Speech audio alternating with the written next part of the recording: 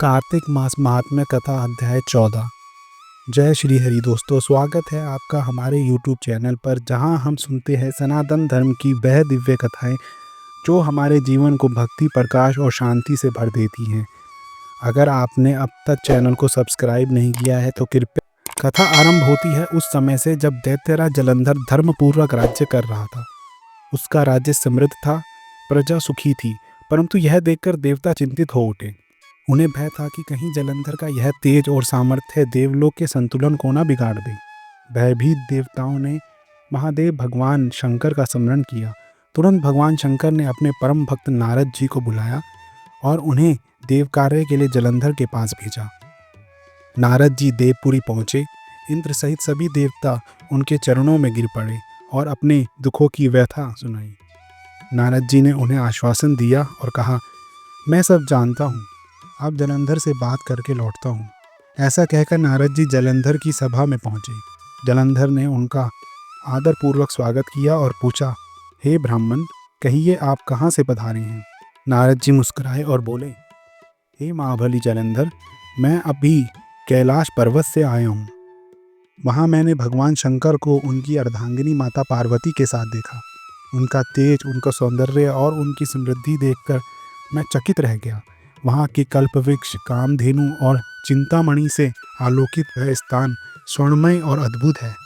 उन्हें देखकर मेरे मन में आया कि त्रिलोकी में तुम्हारे समान कोई है या नहीं। बस उसी अभाव में मैं तुम्हें देखने यहाँ चला आया। यह सुनकर जलंधर बहुत प्रसन्न हुआ। उसने अपनी सारी समृद्धि, रतन, धन, ऐश्वर्य और सेना सब नारद जी को दिखलाई। नारद जी ने उसकी बहुत प्रशंसा की और कहा, निसंदेह हे दैत्यराज, तुम त्रिलोकपति होने के योग्य हो। सारी संपत्तियां तुम्हारे पास हैं। ब्रह्मा जी का हंस, विमान, ऐरावत, ऊंचे शर्वा, कल्प वृक्ष और कुबेर की निधियां सब तुम्हारे पास हैं। परंतु एक रतन की कमी है, स्त्री रतन, जिसके बिना जीवन अधूरा है। नारद जी के यह शब्द सुनकर जलंधर के मन में काम की अग्नि प्रज्वलित हो गई।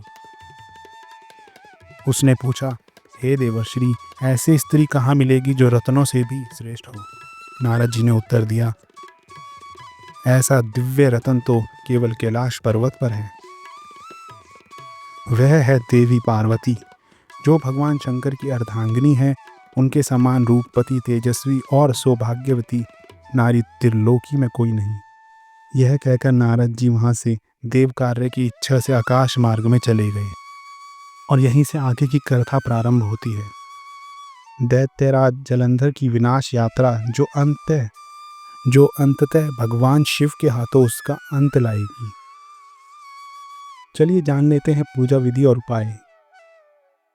कार्तिक मास के इस पवित्र अध्याय को सुनने के बाद यदि आप प्रतिदिन भगवान विष्णु और भगवान शिव का स्मरण करें, दीप दान करें और ओम नमो नारायण या ओम नमः शिवाय का जप करें तो जीवन से नकारात्मकता दूर होती है और मन में शांति आती है।